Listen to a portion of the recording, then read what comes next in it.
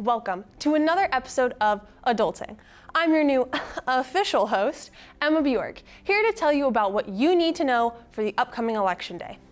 Politics can be a weird subject to talk about, especially in today's world. There can be bias, conflict, a lot of different things that can alter your view on politics. However, if the thought of politics makes you cringe, don't worry. You can get involved as little or as much as you like. You may feel like your voice won't make a significant impact, but with your participation, you can make a huge difference. And you have more power than you realize. Remember, you have control over everything. We'll just point you in the right direction of what you can do to be more politically informed and active. Here are some of the ways to be more politically involved.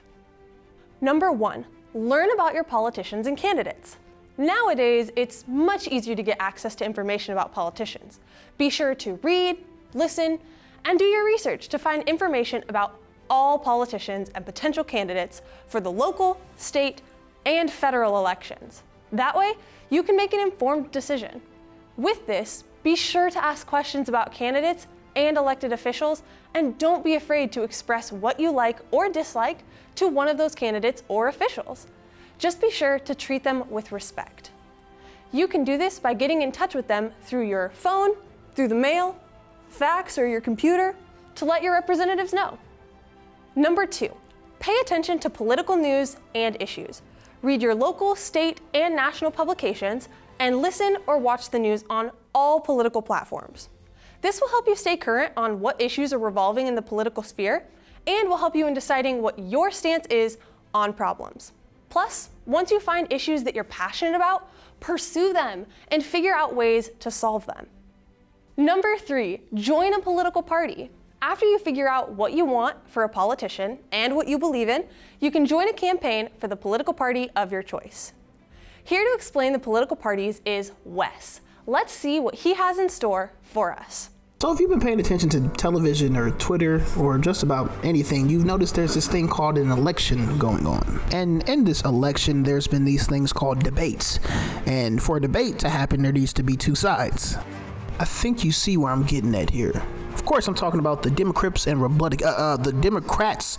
Republicans. So Democrats and Republicans argue over just about everything, but one of the major things they argue about is abortion. Now, abortion has become a topic of debate between the two parties, mostly because of its legality. Republicans mostly believe that abortion should be illegal, whereas Democrats believe abortion should be legal. Another topic that Democrats and Republicans debate about is taxes. Now, on a blank surface, Republicans believe there should be low taxes, and Democrats believe there should be higher taxes. To go deeper into that, it's more so that Democrats believe there should be taxes on the rich, and Republicans believe there should be taxes all around. Another battleground for policies would be gun control. Of course, Republicans being incredibly pro-gun and basically Democrats being anti-gun. And one of the big ones right now that has science, involved will be global climate change. Now, Republicans believe it's not real, and Democrats believe it is real. Well, you may have noticed with all of these arguments, I've made two clear sides, but that's not necessarily how it always happens. And each individual party isn't necessarily a monolith. I mean, within each party, there's different ideas, different backgrounds, different everything. And this has been like an ever-changing thing. Of course, recently, we usually assume that all liberals are Democrats and all conservatives are Republicans. But like I said, throughout history, this has changed a lot. And one great part about being an American is that you have the choice. You have the option to choose between parties. You know, you don't just have to be one. You can be anything that you really want to be. Like, just because your parents were Republicans doesn't mean you have to be a Republican, or just because your parents are Democrats doesn't mean you have to be just a Democrat. But there is something I have to mention. It doesn't end with Democrats and Republicans. There are actual other parties out there. Now, during the election process, you probably heard it be considered the third party. And this may be a common misconception, or maybe just me being confused. But I always thought the third party was just like one party. But there's so many different parties. I'm looking at a list right now. There's the Green Party, there's the Communist Party, there's the American Nazi Party. Don't be a Nazi, please. My point is, guys, there's so many options to choose, and you can look further into all of these different parties besides the Nazi Party and figure out how you line up. There's even tests you can take. But I do understand when it comes to the election, you do have to choose between the two parties because the third party almost never has a chance of winning the election. So I hope this video inspired you to learn more about what political party you align with, and also more options out there. You don't have to just fall in line with Republicans or Democrats. I hope you enjoyed the video, and thanks for tuning in. Welcome back to our list of how to get more politically involved. Let's take a look at what's next. Number 4, attend political events. Now that you've established your beliefs in the political system with our other tips, you can participate in events that impact you. This can include town hall meetings, city council meetings, or joining a nonprofit group. Town hall meetings allow you to make your actual voice heard in front of your local politicians who can do something about it. With city council meetings, you can find out what is important to your city's legislators. As for joining a nonprofit group, it's organizations like these that normally plan around advocacy for a social issue, and you might also attend group meetings, marches or rallies, and other candidate events. You can find all these meeting times by going to the city's website. Number 5, volunteer or donate. This can include a lot of different things. You can volunteer to work at a polling place, to register voters, at a place that benefits the community, like churches, hospitals, shelters, or schools, or on a political campaign. Volunteering on a campaign can include making phone calls or sending text messages to spread enthusiasm about the candidate and the cause. As for donating, you can donate to a specific charity of your choice. If you want to get involved without leaving the comfort of your home, just donate to political campaigns or advocacy groups. However, you probably want to donate to one that both supports your beliefs and is an important cause. All of these not only help your cause, but they also encourage others to participate in politics. Number 6, vote. After becoming informed on what you want for a candidate, you need to go and vote in all of the elections, not just the big ones. Voting is probably one of the easiest ways to get involved. Just make sure you're registered. Registering and voting is crucial in order for your views to be expressed in society. Here to explain more is Cameron, where we'll learn all the basics about voting. Hey guys, Cameron Purvis here from Adulting, and today I'm going to be teaching you guys how to vote specifically in the state of Missouri. I'm from Nebraska and just recently voted in Nebraska, and the ways are the exact same. So it should be the same no matter what state you're in. I'm going to also be teaching you guys some voting safety tips as well. So if you just Google how to register to vote in Missouri, you'll see right here in this paragraph that you can either be mailed a form to fill out and then send to your local election office, or you can vote the traditional way in person.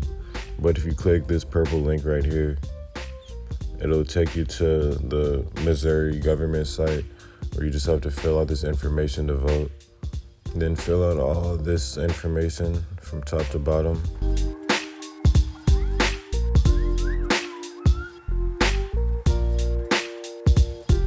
So once you fill out all that information, it'll take you to this page where it basically says it's certifying for you to vote.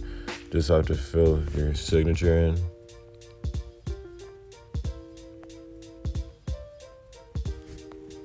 Certify that you're not a robot by doing this.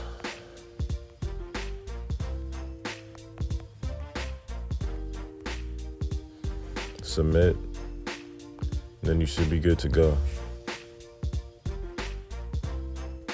If you want to do your voting through the mail, you must submit a mail ballot application. They must confirm that you're eligible and meet the voting requirements to vote through the mail. Then once you receive your application, you must fill it out, submit all the check boxes, and then send it back. The election is Tuesday, November 3rd, so if you're going to vote through the mail, they must receive your mail ballot by then. CNN made a list of just some things you should be aware of when you do vote, just as safety precautions.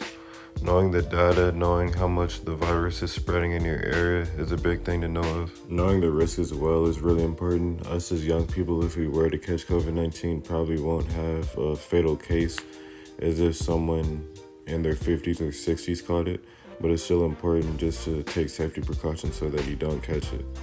If you can mail in your ballot, that is preferred. However, there are a lot of scams going around now that want to get your social security number so that they can steal your identity. So just be aware of that. The last election was won by a very narrow margin, so it's very important just to get out there and vote. Just find time out of your day whenever you can, when the time comes to vote. Now, let's get back on track. We only have a few more tips left. Number 7, subscribe to publications. Once you learn more about politicians and dedicate yourself to a party, choose a paper or some other publication you believe in. Everyone knows that there can be bias in journalism or media coverage, so be sure you find something that represents your beliefs while still remaining truthful and unbiased. Number 8, share your knowledge. Once you read up on the politicians in your favorite publications, have civil discussions and debates with your friends, family, or with someone who may not share the same beliefs as you. Spread what you believe and mobilize more people to support your cause while respecting others. Number 9, run for office. If you're feeling confident about yourself, your cause, and your beliefs, run yourself. This is probably the most ambitious way to get into the political system. If you have strong communication skills, are a policy expert, or have a background in the political system, you might just be on the path towards a political career. Before you run, just be sure to pick a team of advisors to stick by you and have a plan to address or defend any controversy. In the process, you may change the country and have a significant impact for the better. With that, that will conclude this episode. Be sure to check out the YouTube channel KNWT Channel 8 for more episodes of Adulting and other content. Thanks for watching, and get out there.